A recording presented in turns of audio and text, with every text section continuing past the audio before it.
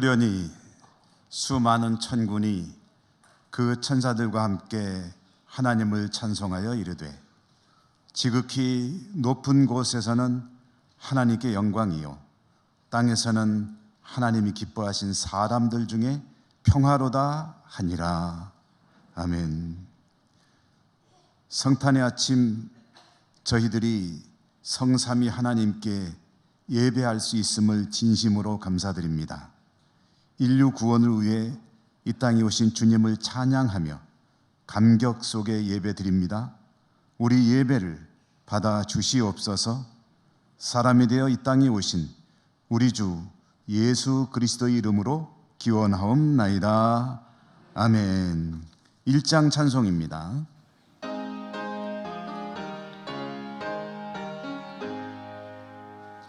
만복의 근원 하나님, 온 백성 찬송 드리고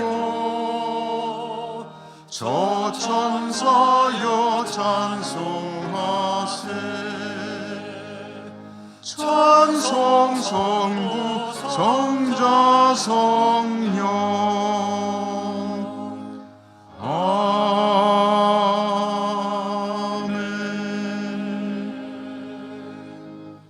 성시 교독합니다. 교독문 119번 성탄절 교독문. 여호와의 영광이 나타나고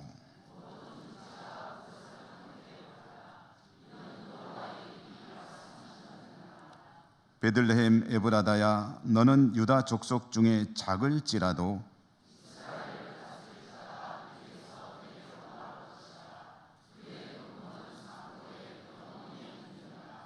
이는 한 아기가 우리에게 낳고 한 아들을 우리에게 주신 바 되었는데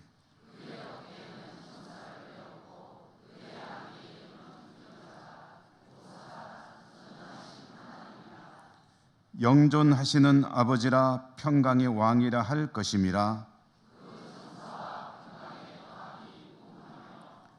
또 다윗의 왕자와 그의 나라에 군림하여 그 나라를 굳게 세우고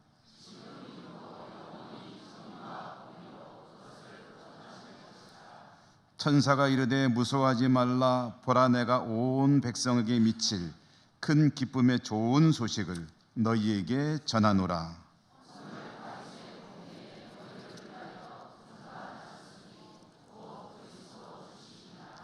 아멘. 사도신경 신앙 고백합니다. 나는 전능하신 아버지 하나님 천지의 창조주를 믿습니다. 나는 그의 유일하신 아들 우리 주 예수 그리스도를 믿습니다.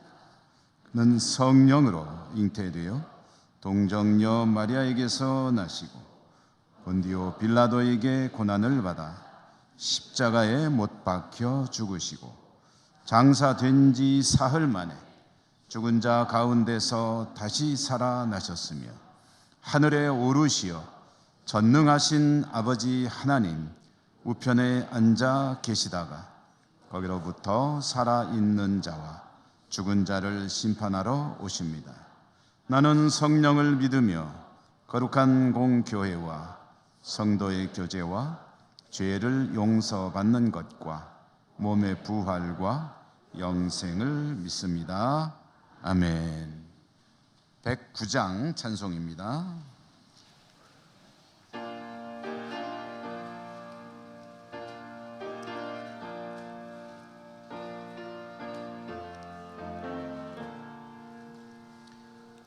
고요한 밤 거룩한 밤 어둠에 묻힌 밤 주의 부모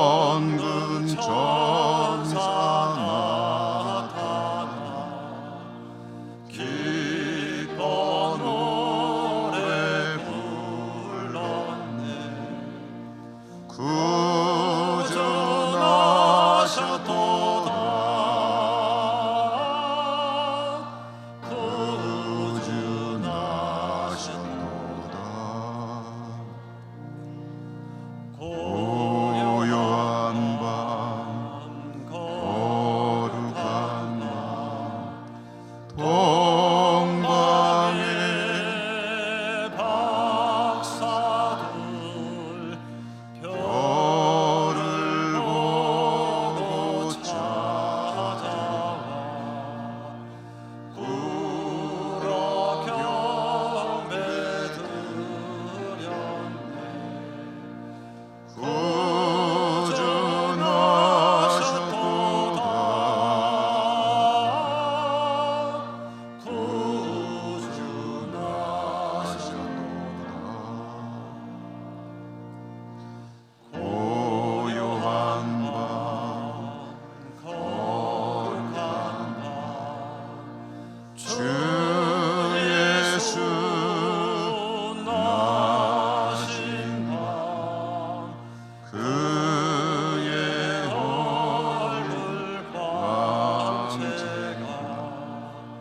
세상 빛이 되었네.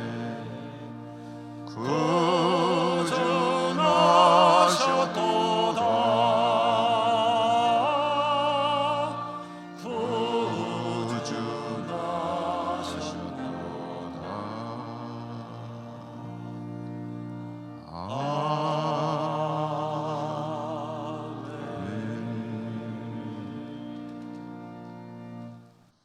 전우대 은퇴 장로님 기도 인도하시겠습니다.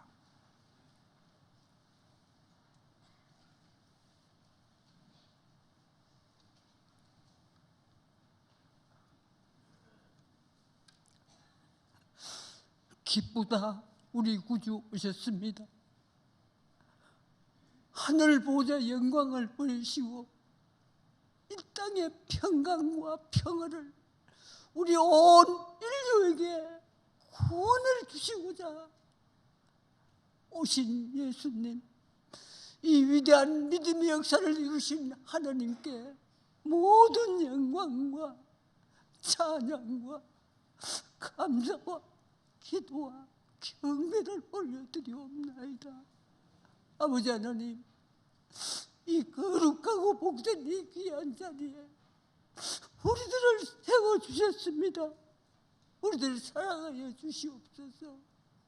버리지 말아 주시옵시고 떠나지 말아 주셔서 하나님의 위대하고 복된 역사를 이루는 위대한 하나님 역군으로 굳세게 세워주시옵소서. 주님께서 당하신 그 십자가를 우리도 달게 지워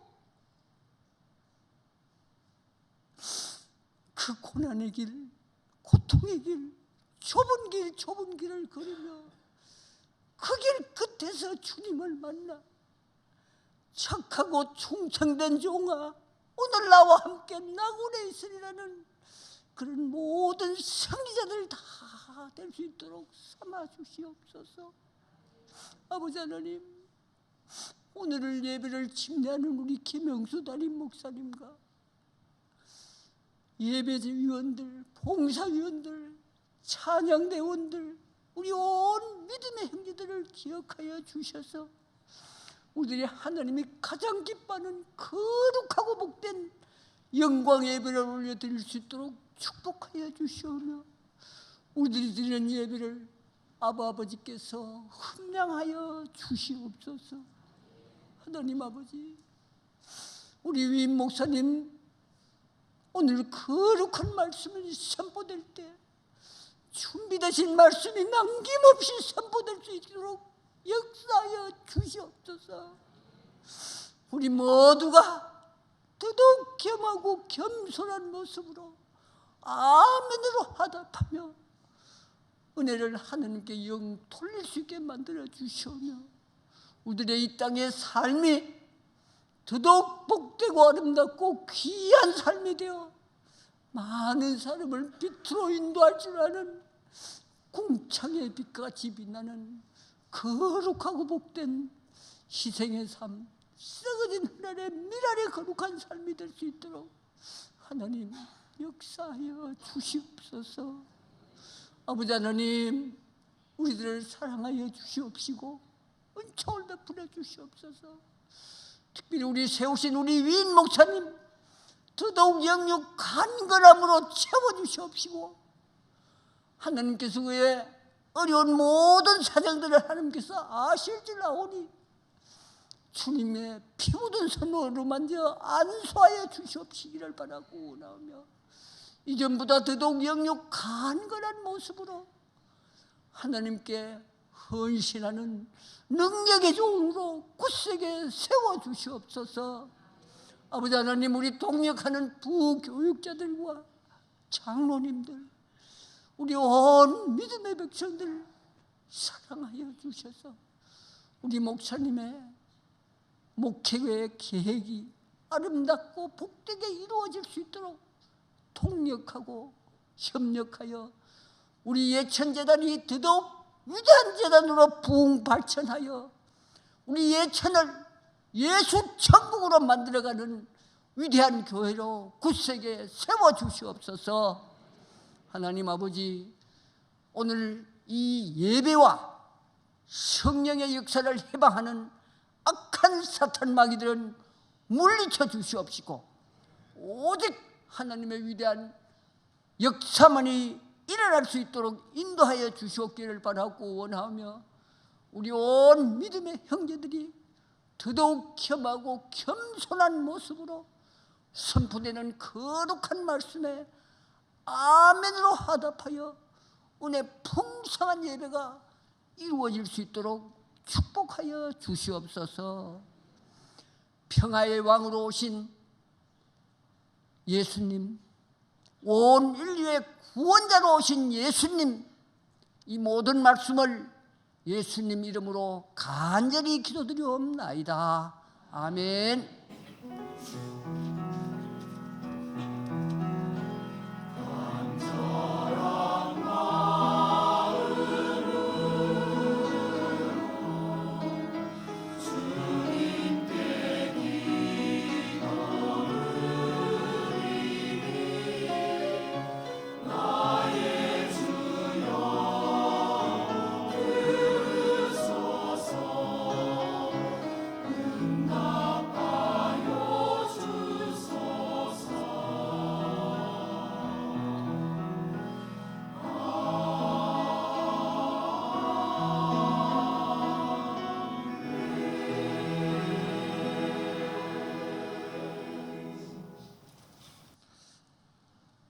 오늘 성탄절 예배에 주시는 하나님의 말씀은 신약성경 누가복음 2장 1절에서 7절까지입니다.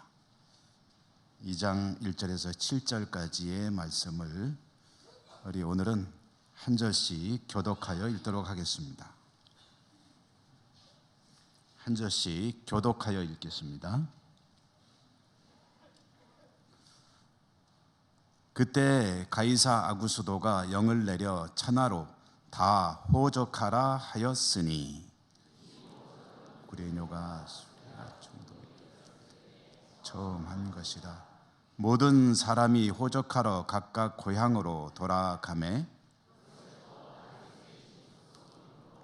갈릴리 나사렛 동네에서 베들레헴이라 하는 다윗의 동네로 그 약혼한 마리아와 함께 호적하러 올라가니 마리아가 이미 잉태하였더라. 거기서 그때 첫 아들을 낳아 강보로 싸서 구유에 뉘었으니 이는 여관에 있을 곳이 없음이러라. 아멘. 호산나 찬양대 하나님께 찬양 올려드립니다.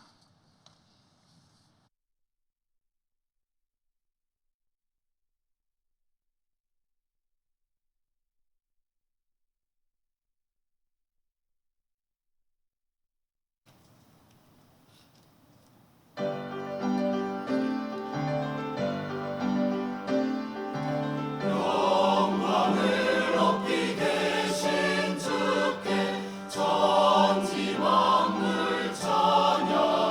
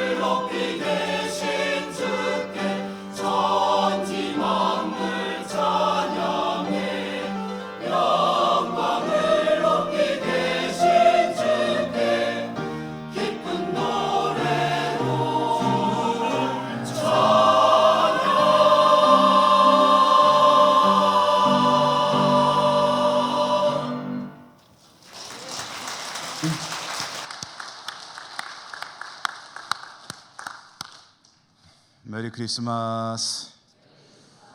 성찬의 은총이 여러분과 함께 하시기를 기원합니다. 우리 곁에 계신 분과 함께 인사 한번 나누시죠. 메리 크리스마스. 성탄의 은혜가 함께 하시기를 기원합니다.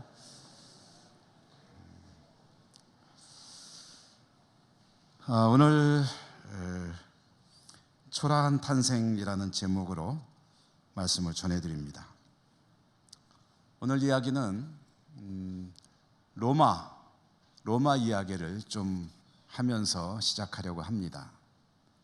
로마 제국, 역사상 가장 강력한 대제국이라고 할 수 있을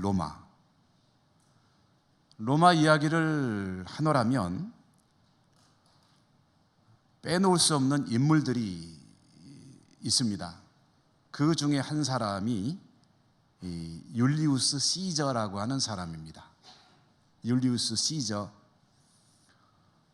발음하기에 따라서는 카이사르라고 발음하기도 합니다.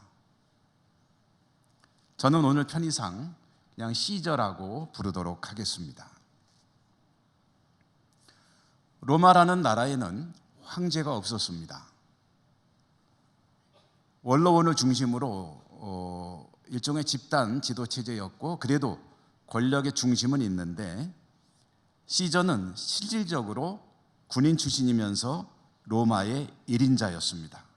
권력자, 실권자였던 것이죠. 로마를 좌지우지하면서 로마의 중흥을 이끌었던 시저는 반대파에 의해서 암살을 당했습니다. 시저가 죽자 권력의 공백이 생기게 되죠. 그 권력의 공백을 차지하기 위해서 최종적으로 두 사람이 대결을 하게 됩니다. 이 두 사람 간에 내전이 일어났습니다. 한 사람은 안토니우스라고 하는 사람이고, 한 사람은 옥타비아누스라고 하는 사람이었습니다. 안토니우스는 시저의 친구이면서 열렬한 지지자이면서 동시에 부하 장수였습니다. 성경 속에서 찾아본다면 모세와 여호수아의 관계랑 비슷하다라고 보시면 크게 틀리지 않을 것 같습니다. 또 안토니우스와 싸우는 옥타비아누스는 시저의 양아들이었습니다. 그러니까 가장 측근의 부하 장수와 양아들 사이에 로마의 1인자 자리를 놓고 전쟁이 벌어진 겁니다.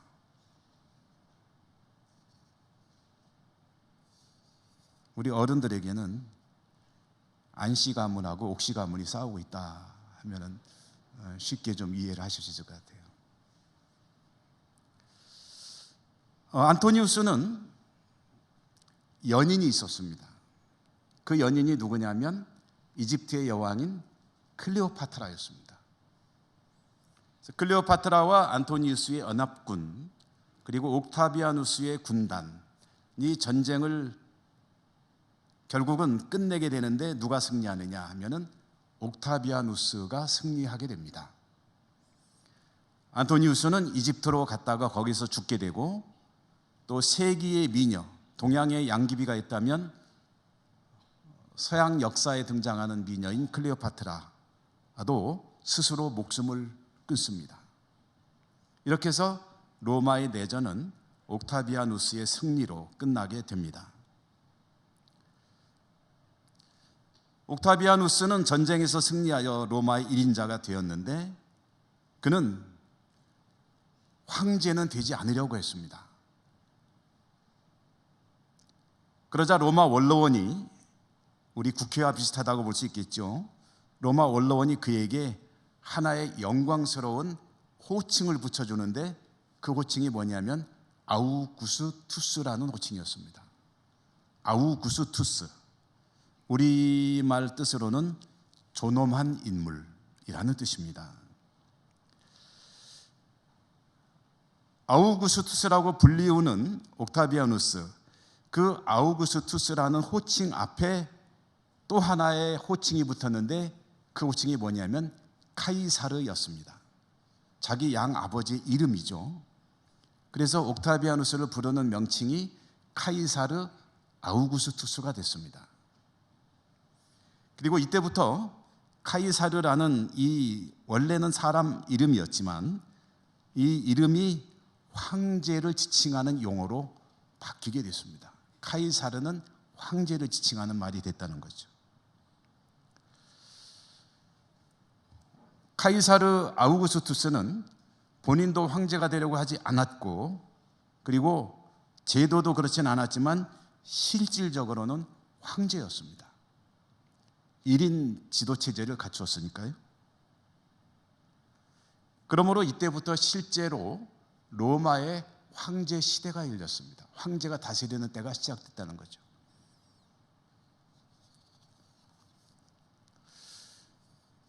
내용상 로마의 초대 황제인 카이사르 아우구스투스. 그러므로 제가 드린 이 이야기는 로마의 황제 탄생 이야기가 될 것입니다. 왜 이렇게 성경 이야기도 아닌 로마 이야기를 비교적 길게 말씀드렸느냐 하면은 이 사람 카이사르 아우구스투스가 바로 오늘 성경 본문 1절에 나오는 가이사 아구스도이기 때문입니다. 오늘 1절에 보면 그때 가이사 아구스도가 영을 내려서 천하로다 호족하라고 하였다. 이 가이사 아구스도가 바로 카이사르 아우구스투스요 옥타비아누스입니다. 로마를 지배하게 된 가이사 아구스도는 많은 정책들을 펼쳤습니다. 그 중에 하나가 뭐냐면 자기가 다스리는 대제국 로마의 인구 조사를 하는 것이었습니다. 여러분, 자기가 다스리는 지역의 백성들은 가장 중요한 자원이라고 할 수가 있습니다. 도대체 내 나라의 백성이 몇 명이나 되는고, 요즘 말로 치면 인구 센서스 정도라고 할 수 있겠죠.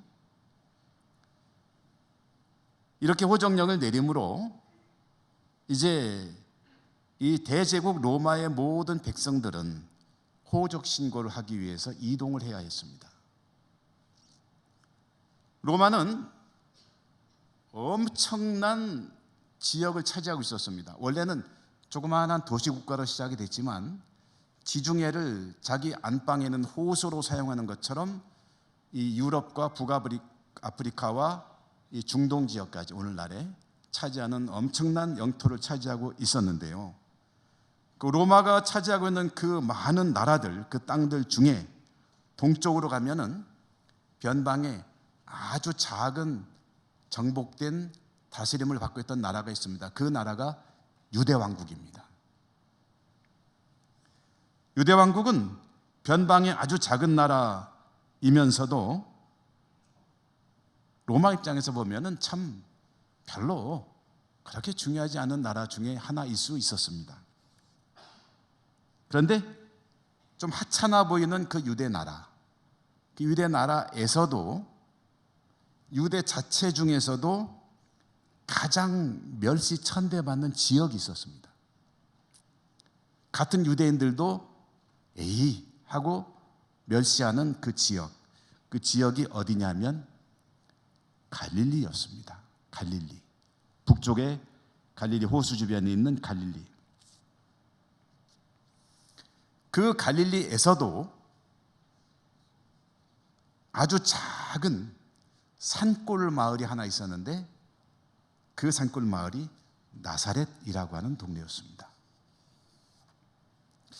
그 당시 자료에 의하면 총 사는 인구가 한 300여 호 정도 되는 아주 작은 산골 마을 나사렛. 이 작은 나사렛 산골 마을에 두 사람의 정혼한 부부가 있었는데 여러분도 잘 아시는 이름이 드디어 나옵니다. 요셉과 마리아였습니다. 가이사 아구수도의 호정령은 이 변방 산골짜기 아주 작은 조용한 마을 나사렛에까지 미쳤습니다. 그래서 요셉과 마리아는 황제의 명령에 따라서 자기들의 고향인 베들레헴으로 가서 호적 신고를 해야 했습니다. 왜 베들레헴이냐 하면은요, 베들레헴은 다윗의 고향 아닙니까? 그리고 이 요셉이 다윗의 혈통이었거든요. 그래서 조상들의 본적지라고 할 수 있는 베들레헴에 가서 호적 신고를 하게 됐는데요. 나사렛에서부터 베들레헴까지의 거리는 약 145km 정도 남쪽으로. 요즘 같으면 아침에 출발해서 호적 신고하고 점심 먹고 돌아오면 되는 하루길 정도 될까요? 좀 빠르게 차를 운행하시는 분들은 뭐 금방 다녀올 수 있는 거리겠죠. 그러나 당시로서는 기나긴 여행길이었습니다. 힘들고 기나긴 여행길, 게다가 마리아는 잉태 중이었습니다. 그래도 가야 했습니다. 황제가 명령했기 때문에.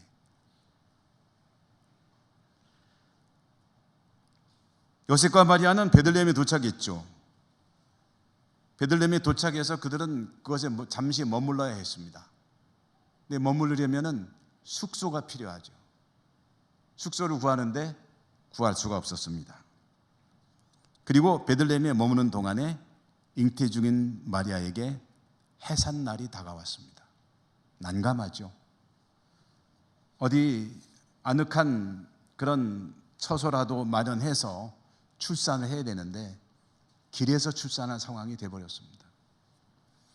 궁여지책으로 축사에서 아기를 출산하게 됐습니다. 축사에서 해산을 했고 태어난 아기는 포대에 쌓여서 예쁜 요람에 뉘어지는 것이 아니라 짐승들의 밥통인 구유에 눕혀졌습니다. 이 아기가 우리 구주 예수님이십니다. 이렇게 해서 이 땅에 오신 하나님, 우리 주님이 탄생하셨습니다. 자, 여러분, 제가 두 사람의 탄생 이야기를 말씀드렸습니다. 한 사람은 로마의 황제입니다. 물론 사람으로 태어난 이야기가 아니고 황제로 태어난 이야기지만, 한 사람은 천하를 좌지우지하는 막강한 권력자인 로마의 황제 가이사 아구스도, 그리고 그가 다스리는 제국의 변방에, 그것도 멸시천대받는 지역에, 그 중에서도 아주 산골짜기 마을에 사는 어느 초라한 가난한 부부의 아들, 그가 여행길을 떠나서 어느 축사 한 구석에서 태어났을 때, 여러분 두 인물을 한번 비교해 보시죠. 둘 중에 어느 쪽을 하고 싶으십니까?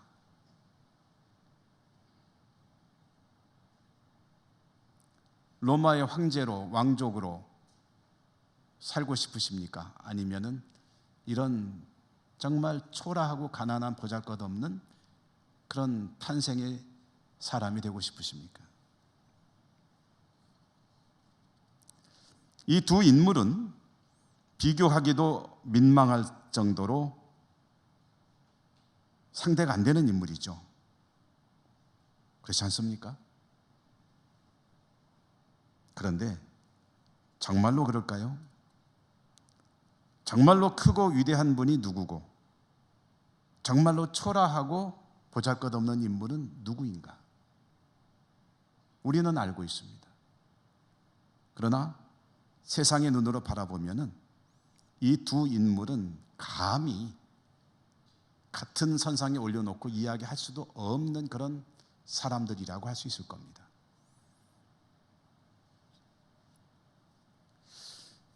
여러분들도 그런 생각을 해보신 적이 있으실 것 같은데요. 저도 그런 생각을 많이 하곤 했습니다. 오늘 이 말씀을 준비하면서도 또 한 번 생각해 보았습니다. 어찌 보면 조금은 유치한 질문일 수 있겠으나 왜 우리 주님은 이렇게 초라한 탄생으로 이 땅에 오셨어야 했을까?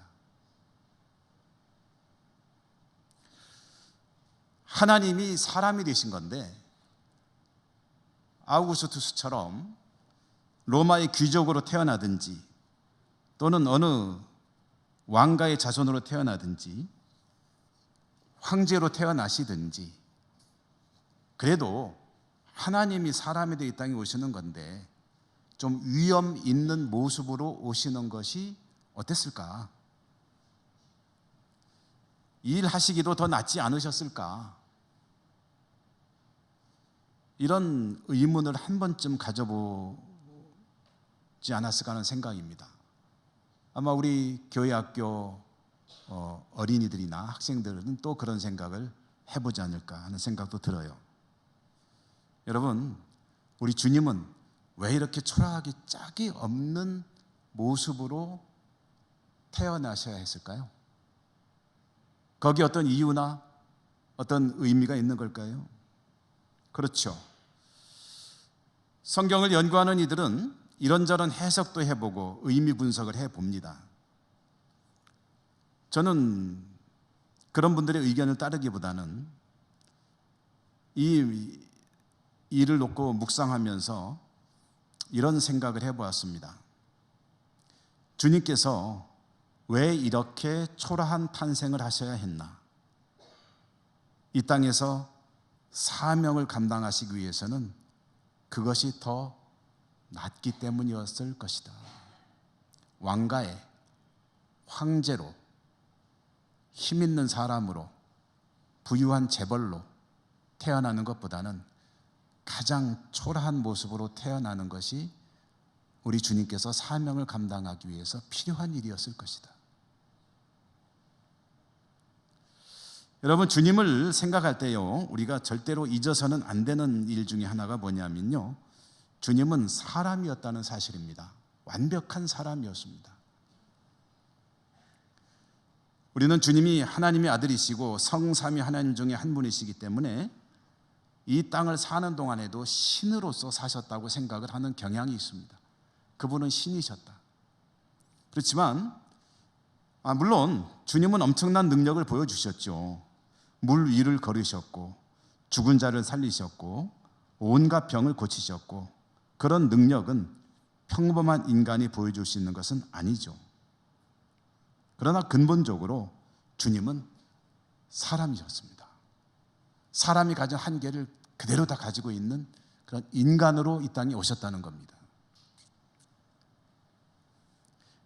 인간으로 오신 주님께서 어떻게 자신이 사명의 뭔지를 깨달으셨을까? 그것은 구약의 예언자들을 통해 주신 말씀이나 하나님의 계시된 말씀을 읽고 연구하는 가운데 자신을 알아가기 시작했고, 자신의 사명이 십자가에 죽는 것, 그리고 사흘 만에 다시 살아나는 것임을 깨달으셨습니다. 이것은 하나님께서 은혜를 주셨겠죠. 그렇지만 근본적으로는 말씀을 통해서 깨달으셨다. 내가 누군가? 나는 무엇을 해야 하는가? 인간이 되신 주님에게 꼭 필요한 일, 그것은 자신이 누구인지, 해야 될 일이 무엇인지, 그 이유가 무엇인지를 정확히 아는 것이었을 것입니다. 그리고 주님께서 깨달으신 바는 수많은 고통 가운데 살아가고 있는 이 땅의 사람들만 그런가요? 모든 피조의 세계가 다 힘들어하죠. 폭력과 전쟁과 기근과 자연재해, 가난, 질병으로 고통받고 귀신에게 시달리고 이루 다 말할 수 없는 수많은 종류의 사람의 삶을 힘겹게 하는 모든 고통들, 그것들을 뼈저리게 절감하는 삶을 사셔야 했기 때문입니다. 지배당하는 민족의 아픔, 가난한 자의 아픔, 질병에 시달리는 자의 아픔, 억압받는 자의 아픔, 이 모든 고통들, 사람 인간의 삶을 힘겹게 하는 이 모든 고통들, 그 근본 뿌리는 무엇인가? 그것은 죄라는 사실을 주님은 뼈저리게 느끼셔야 하는 겁니다. 그래야 자신의 사명을 확실하게 알고 그것을 해결하기 위해서 자신을 내놓을 수 있기 때문입니다.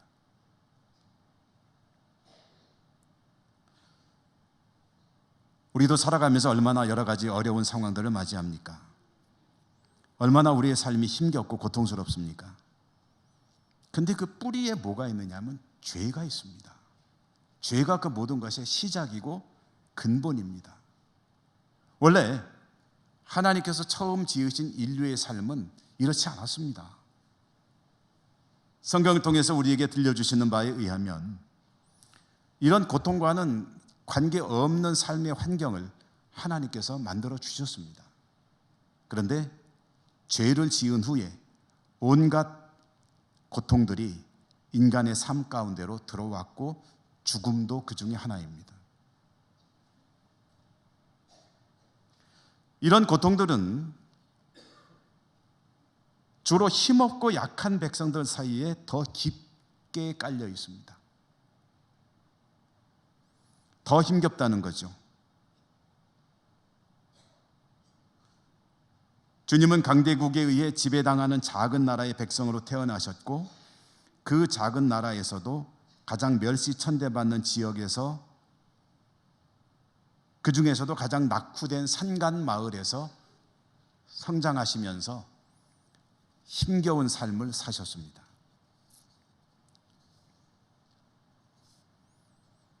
인간의 삶이 얼마나 고통스러운 것인지를 손수 몸으로 다 체험하시고 겪으셨다는 거죠. 뼈저리게.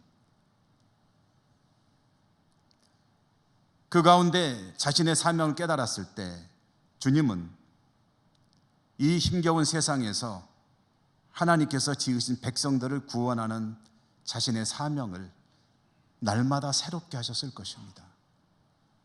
이들에게 어떻게 구원이 주어질 수 있는가? 그 일을 위해서 자신이 하늘 보좌를 떠나 이 땅에 온 하나님의 아들이요 그리스도 메시아이심도 깨달으셨습니다. 인간이잖아요. 그러니 그 힘겨운 길을 피하고 싶은 생각이 왜 안 드시겠습니까? 찾아올 겁니다. 내가 안 하면 안 될까? 이걸 꼭 내가 해야 될까? 하는 그런 생각이, 말씀드렸죠? 주님은 사람이라고 그런 생각이 안 들 리가 없습니다. 마귀는 그 생각을 가져다 줄 겁니다. 십자가의 길을 피하고 싶은 생각이 문득 들 때도 있었을 터인데 성경에 전해지는 가장 대표적인 상황은 겟세마네에서 기도하실 때 아닙니까? 나의 원대로 마시고 아버지 원대로 되기를 원하나이다라고 기도했지만 그 앞에는 뭐라고 기도했습니까? 이 잔을 제가 꼭 받아야 됩니까? 이 길을 꼭 가야 됩니까? 십자가를 꼭 져야 됩니까? 내 마음이 고민이 되어 죽게 되었는데 꼭 이렇게 해야 됩니까? 라고 하나님께 탄원의 기도를 드렸지만 그러나 나의 원대로 하지 마시고 아버지의 원대로 되기를 원하나이다. 왜요? 그동안에 뼈저리게 느끼며 다짐하며 이것을 위해 달려오셨기 때문에 33년의 인생을 살아오셨기 때문에 죄로 인해서 이 땅에 얼마나 고통 가운데 있는지를 뼈저리게 경험하셨기 때문에 아무리 고통스럽고 힘겨운 길이라도 그 길을 가셔야 하기 때문에 그렇게 기도를 드릴 수 있었던 것입니다. 아버지, 나는 이렇게 하고 싶은 마음이 있습니다. 그러나 내가 원하는 대로 되지 않게 하소서.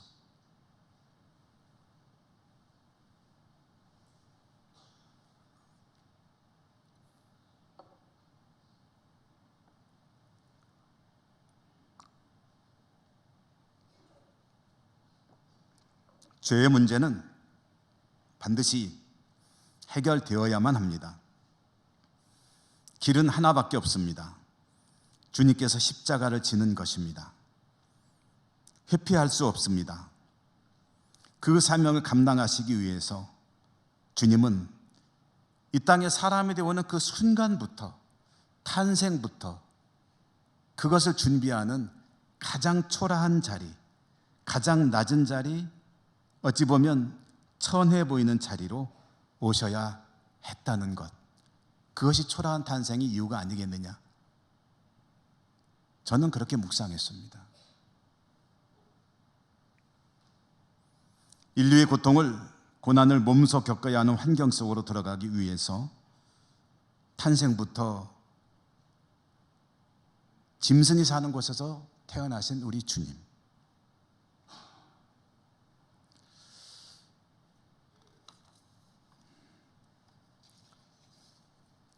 신약성경 복음서를 읽다가 주님의 순환 장면을 읽던 중에요, 요즘에 조금 이제 책을 보는 게 힘들 때는 이제 음성으로 나오는 성경을 틀어놓고 이제 같이 볼 때도 있고 듣기만 할 때도 있고 그렇습니다. 읽을 때는 그런 느낌을 잘 못 받았는데 성경 본문을 이제 또박또박 읽어주는 그 음성으로 이제 듣다가 복음서에 주님께서 이제 잡혀가시고 고초를 겪으시고 십자가에 달리시고 하는 장면을 쭉 듣는 중에 그런 느낌을 받았습니다. 이건 저의 느낌입니다. 주님의 눈길이 나에게 오고 있다는 느낌이었습니다.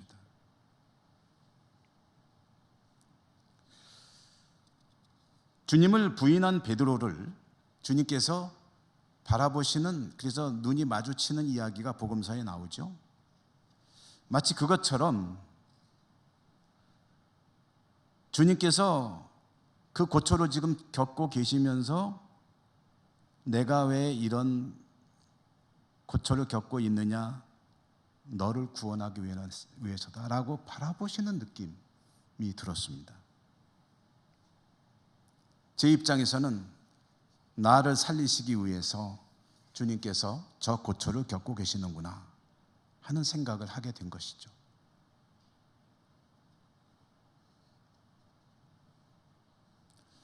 성탄절,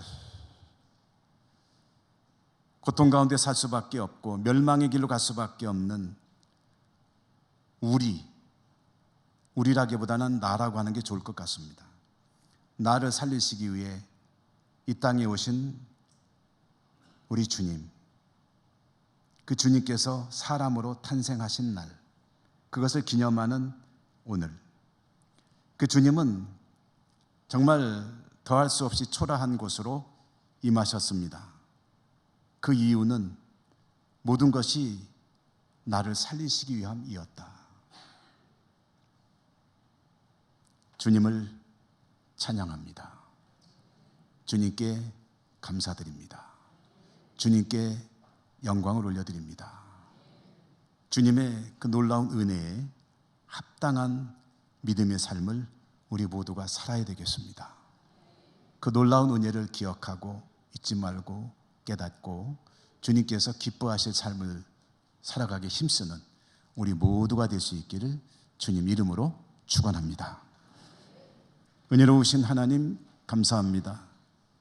오늘 성탄절을 맞이해서 초라하게 탄생하신 주님의 모습을 함께 나누었습니다. 인간의 시각으로야 더할 나위 없이 비천해 보이지만 그 가운데는 오직 나를 살리시기 위한 하나님의 뜻이 들어있고 우리 주님은 단지 그것 한 가지를 위해 탄생부터 그렇게 오셨구나 하는 것을 깨닫게 됩니다. 주님의 은혜가 너무나도 놀랍습니다. 주님 앞에 이 은혜 합당한 믿음의 삶으로 영광 올려드리는 저희 모두가 될 수 있도록 더욱 축복해 주시옵소서. 예수님 이름으로 감사하고 기도드립니다. 아멘. 찬송하시며 봉헌하시겠습니다.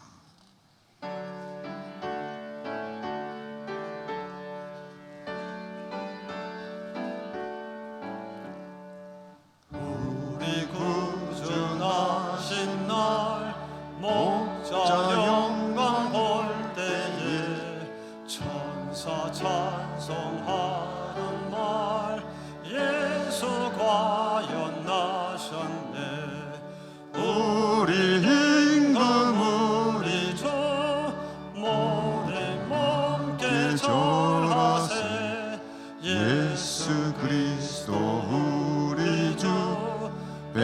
베들레헴에 나셨네. 전사 노래 듣고서 베들레헴 가보니 나신 아기 누군가 예수 과연 나셨네. 우리 임금 우리 주 모두 함께 절하세. 예수 그리스도 우리 주 베들레헴에 나셨네.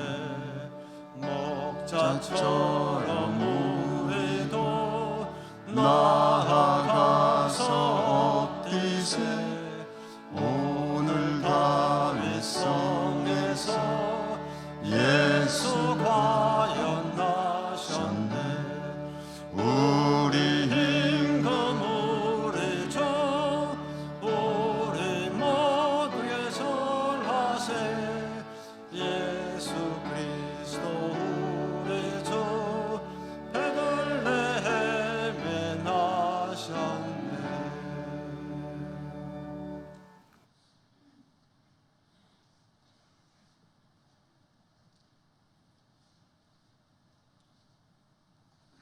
하나님, 저희들이 성탄절 예배드릴 수 있음이 감사하고, 또 하나님 앞에 나오며 오늘도 정성껏 예물을 준비해 올 수 있도록 은혜 주신 것도 감사합니다. 주님의 은총을 기억하며 합당한 예물로 하나님 앞에 올려드리오니 하나님 받아주시고, 드리는 이 예물이 하나님께 기쁨이요 영광이 되게 하시고, 저희들의 삶은 은혜 합당한 삶으로 이어질 수 있도록 축복해 주옵소서. 특별히 성탄절에 드려지는 이 예물은 저희들이 어려운 이웃들을 위해 사용하려고 작정하고 또 집행하고 있습니다.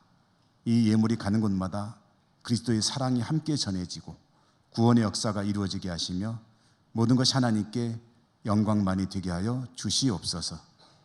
드리는 손길마다 넘치는 복으로 우리 하나님께서 갚아 주시옵소서.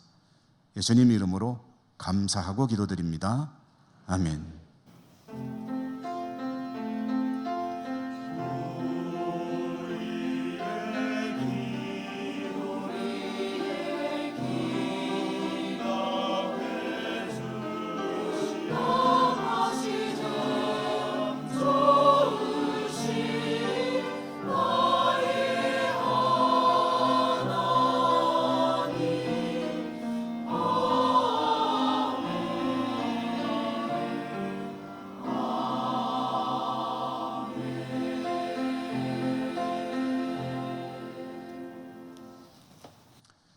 소식 몇 가지 전해드립니다. 우선 주일날에 전해드렸던 소식들 중에서 오늘 수요 예배는 없습니다. 그러므로 착오 없으시기 바라고요. 그래서 전하는 소식은 이번 주에 있을 행사 몇 가지가 있는데, 영주노예 여전도연합회 지회장 교육은 내일 오후 2시 신영주 교회 여전도에서 준비하시면 되겠고요. 안나회 원래회는 12월 28일 토요일 오전 11시 세미나실, 또 연극 공연 북두 무성원 김담은 12월 28일 토요일 오후 3시 마지막 앵콜 공연 이렇게 있고요. 또 예배를 마친 후에 교회에서 준비된 성탄 선물을 밖에서 받아가시면 되겠습니다. 교회 소식 전해드렸고요. 우리 곁에 계신 분들하고 인사하면서 일어나실까요? 메리 크리스마스. 성탄의 은총이 함께 하시기 바랍니다.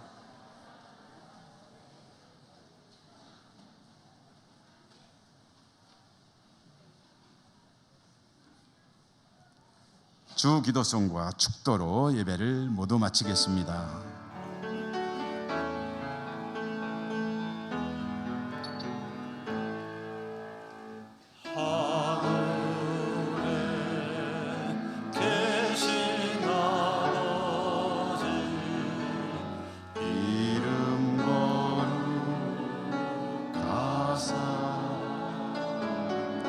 주님 나라 임하시고 뜻이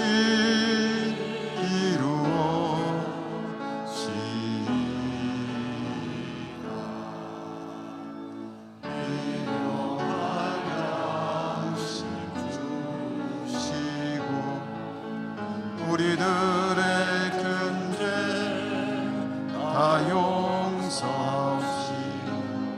또 시험에 들게 마시고 악에서 구원하소서. 내게 주의 나라 주의 권세 주의 영광 영원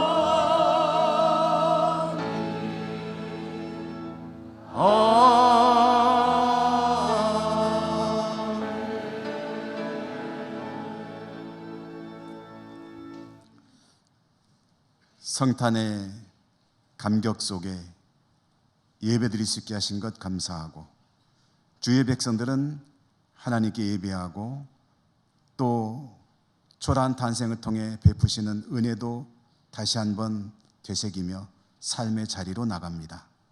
자비로우신 하나님, 어디를 가든지 하나님 은혜에 합당한 삶을 사는 주의 백성들이 다 되게 하여 주시옵소서. 저들이 살아가는 곳마다 하나님의 나라가 이루어지고 하나님의 영광이 드러나게 하옵소서. 여러 곳에 흩어져 살아가는 우리 사랑하는 가족들도 있는 곳마다 하나님이 축복해 주시고 저들을 통해 영광 받아 주시옵소서. 우리 교회가 이 지역에 성탄의 은총과 기쁨을 풍성히 나누는 복된 사명 잘 감당할 수 있도록 은혜 가운데 인도하여 주시옵소서.